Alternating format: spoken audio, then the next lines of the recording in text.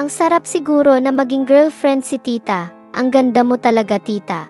Sabi ko pa, hindi ko alam pero parang may nag-uutos sa akin na lumapit ako kay tita.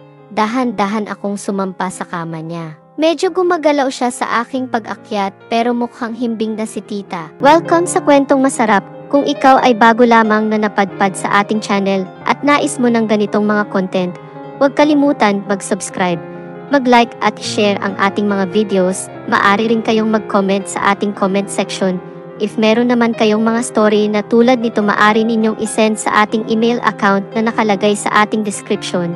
Ngunit kung sa iyong palagay ay hindi nararapat sa iyo ang temang ito, huwag na lamang pong manood at scroll down na lamang. Maraming salamat. Mommy, totoo magbabakasyon tayo kina tita. Kailan yun? Ilang araw tayo doon? Ang mga excited na tanong ko kay Mommy. Matapos malaman ko na magbabakasyon kami kina tita. Sa kapatid ni Daddy sa Maynila. Ako si Sam, pero Samuel ang totoong pangalan ko. Maliit pa ako noon. Nang maghiwalay sina Daddy at Mommy, natatandaan ko noon na madalas na nakikita ko na nag-aaway sina Mommy at Daddy at parang normal na sa akin iyon. Ako naman ay inilalabas ni Yaya sa bahay namin kapag kaganon ang nangyayari.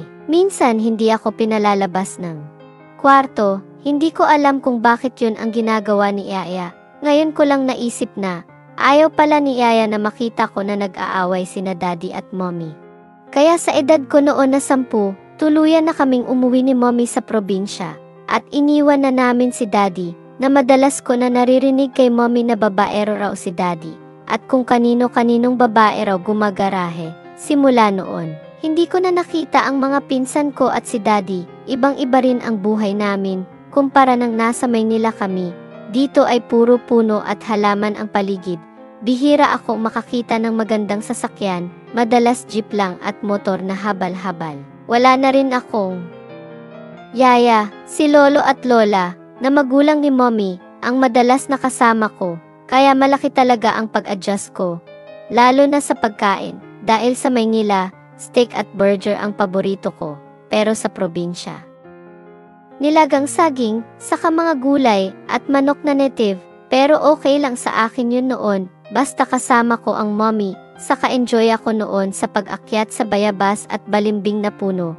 Pero ngayon malaki na ako at nasa hustong gulang na. Ay isang beses pa lang muli ako nakabalik ng Maynila at nakita ni Daddy at mga pinsan ko. At dahil hindi naman katulad ng buhay dati meron kami sa probinsya, natuto na rin ako sa mga gawain sa bahay, maging ang pagtatanim sa bukid.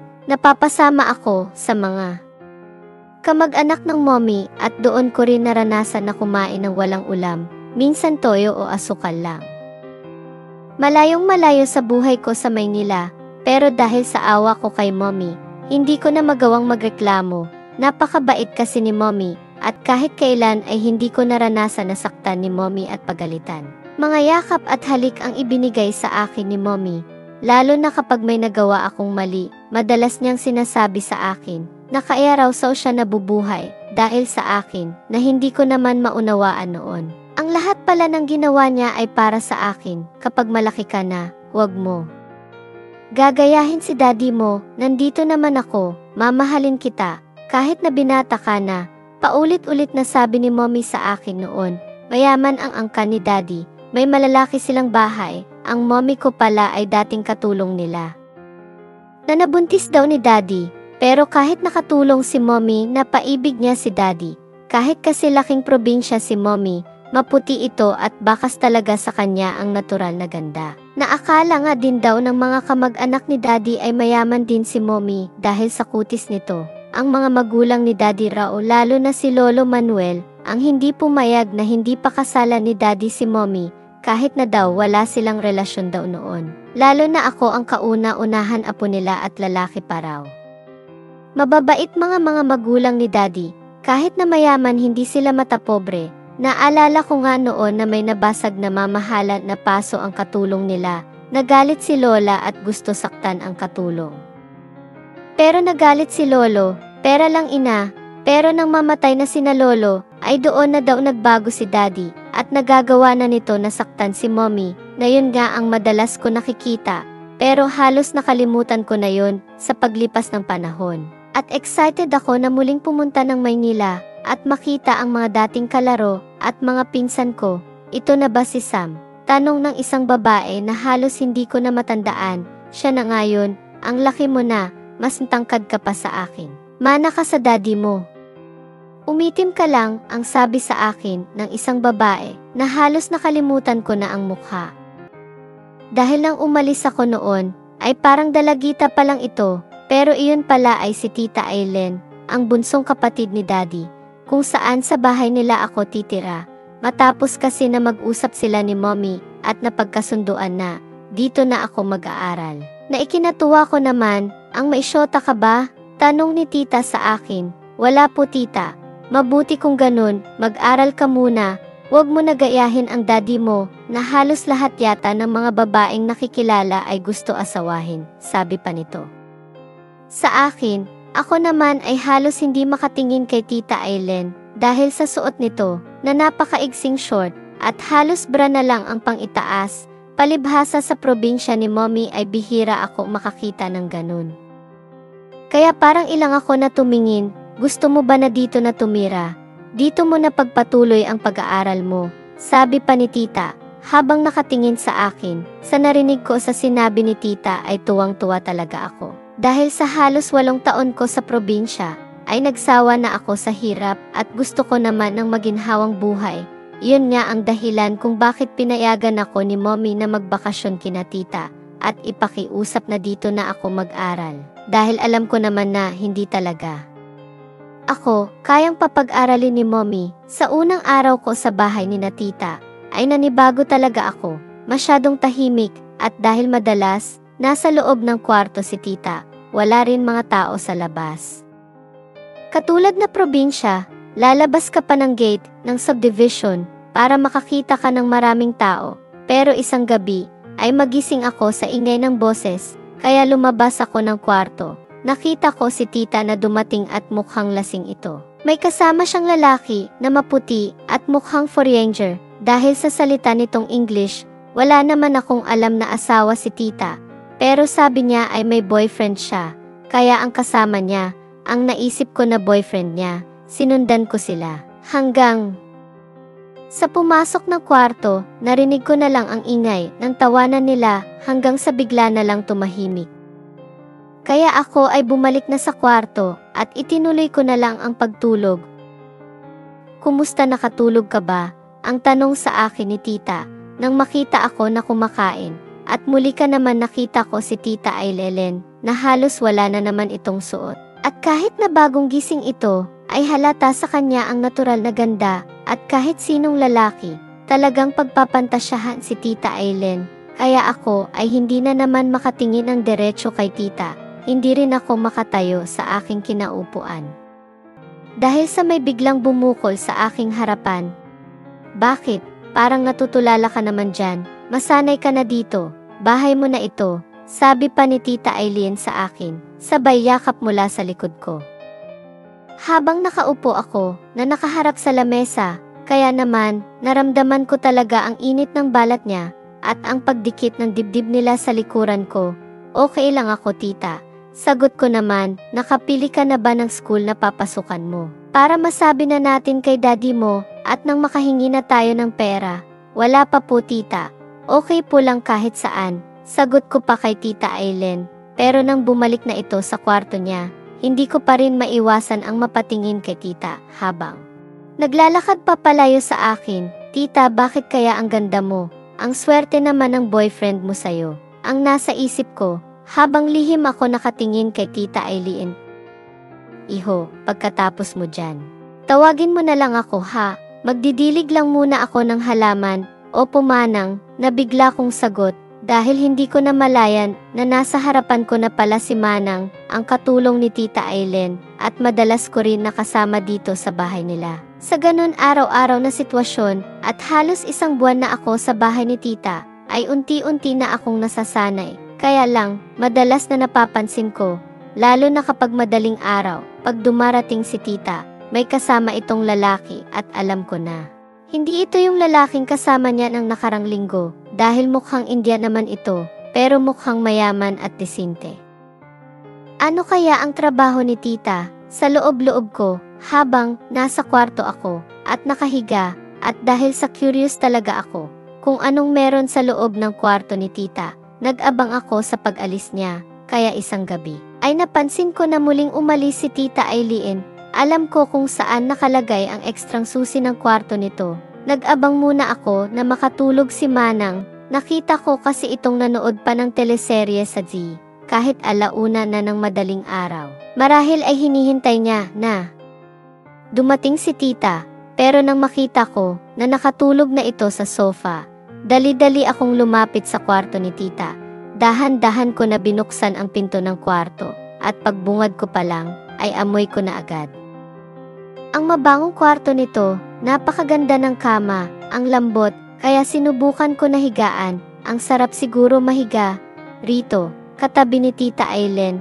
Sabi ko pa sa sarili ko, wala naman akong nakitang kakaiba sa kwarto nila. Sinubukan ko na buksan ang mga kabinet, kaya lang nakalock ang mga ito, kaya bumalik ako sa kama at inilapat ko ang aking likod sa malambot na kama ni tita. Ang sarap pala talagang maging mayaman, sabi ko pa, pero ilang saglit pa ay nataranta ako nang marinig ko ang boses ni tita. Dumating na siya. At bakit parang ang aga yata? Dati mga 4 pa ng umaga dumarating ito, kaya dali-dali ko na pinatay ang ilaw at nagtago ako sa makapal na kortina na nakasabit sa may bintana. Mga buwisit kayo, katawan ko lang ang gusto ninyo.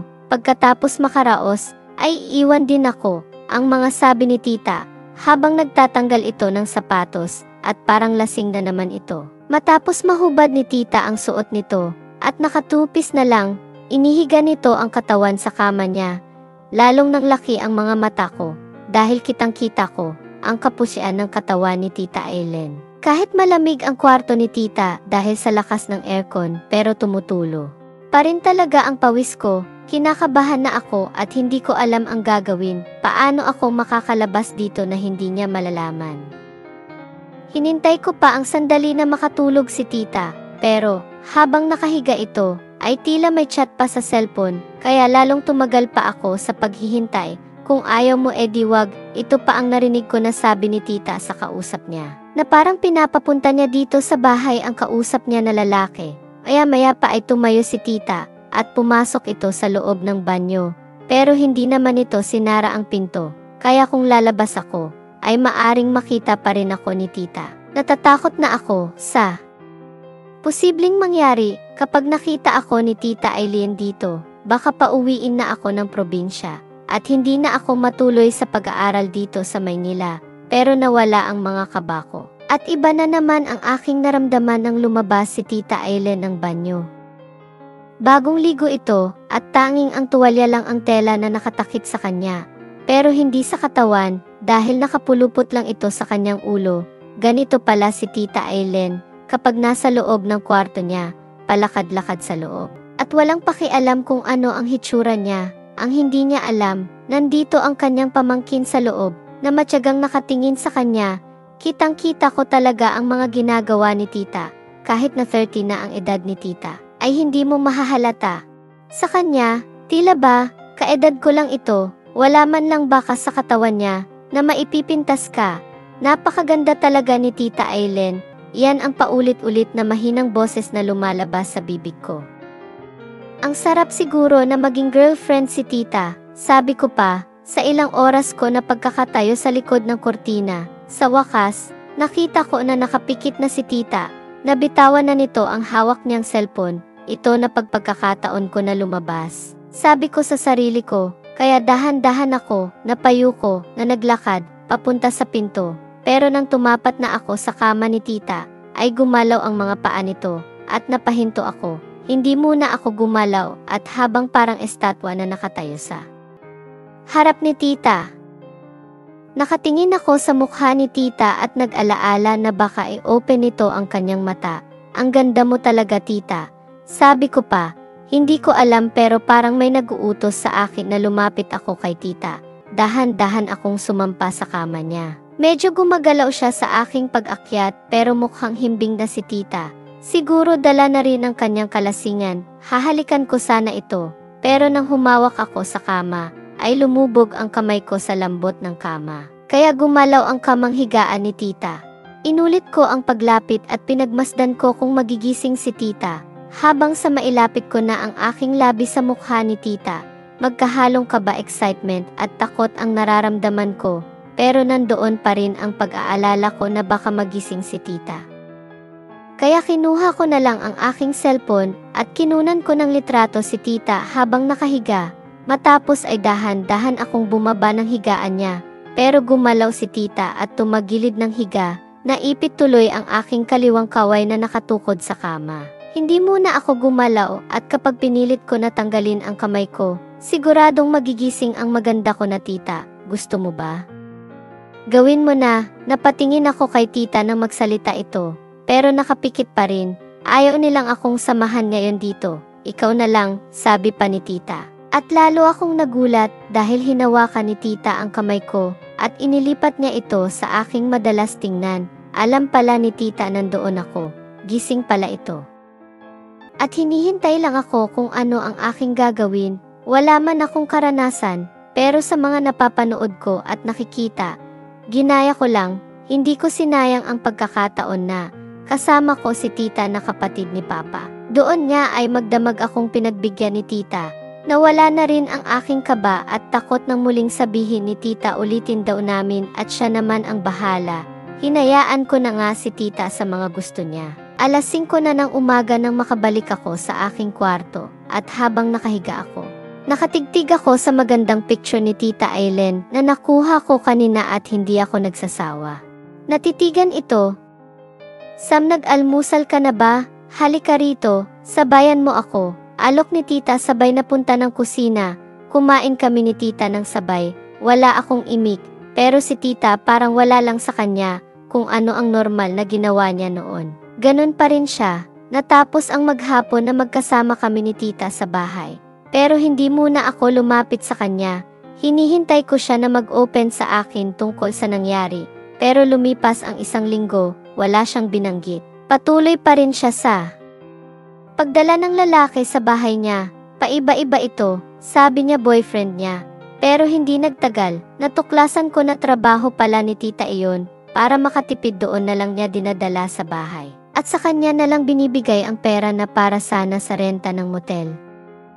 Sa totoo naghihinayang ako sa kanya. Bakit ganun siya? Sabi niya si daddy babaero at hindi mabubuhay kung walang babae na kasama. Pero sa nakikita ko, halos pareho lang siya. Hindi na lang ako nagtanong at nakialam kay tita. Tuloy pa rin naman niyang akong pinag-aral at binibigyan ng allowance. Pero simula naman nang ipalasap sa akin ni tita, hinahanap-hanap ko na rin, natuto na rin ako sa mga diskarte nila sa buhay. Ilang mga kaklase ko rin na mga babae ang dumaan sa akin kapag trip nila. Ako, ang iba naman ay first time nila at gusto akong mahalin, pero ayokong matali sa isa man sa kanila. Doon ko rin naisip na masarap pala sa iba-iba ka pumupunta at gumagarahe, tulad ng sabi ni mama kay daddy. Pero nang matapos na ako, bumalik na ako ng probinsya para tuparin ko kay mommy ang aking pangako.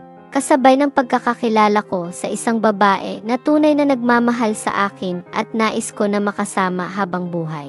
At ayaw ko nang balikan ang naging buhay ko sa bahay ni tita at gayahin ang nakasanayan nila.